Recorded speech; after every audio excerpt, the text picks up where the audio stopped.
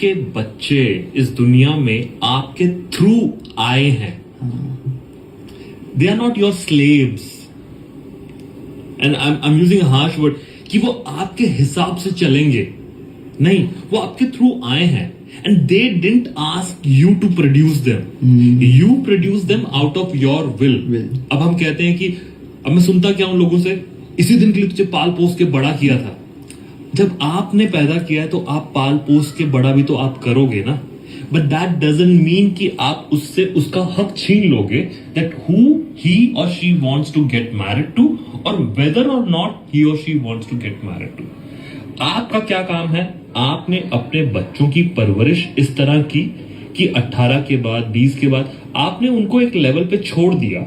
जब वो कमाना शुरू कर रहे हैं, now they are also adults, they are very capable of becoming a parent also. ये आपको समझना पड़ेगा. It is their life, you don't own that life.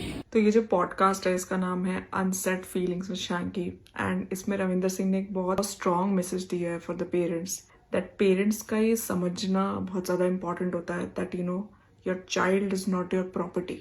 They have come through you, you have produced them by your own will.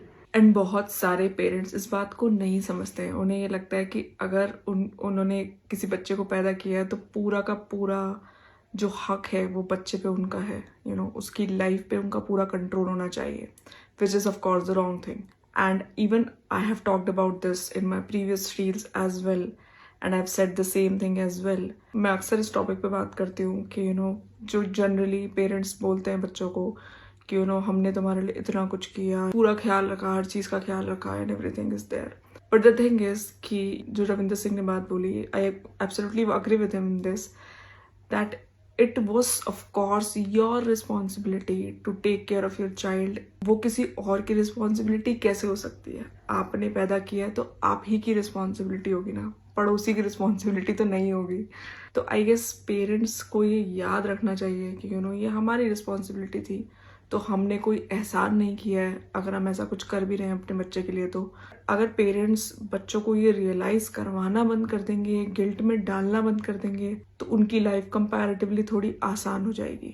तो ये जो podcast है, this was very insightful. बहुत सारी बातें इसमें समझने को मिली हैं, and I would request all of you to please watch this podcast if you are going through a heart break, if you are going through a relationship issue, or anything about love, parenting.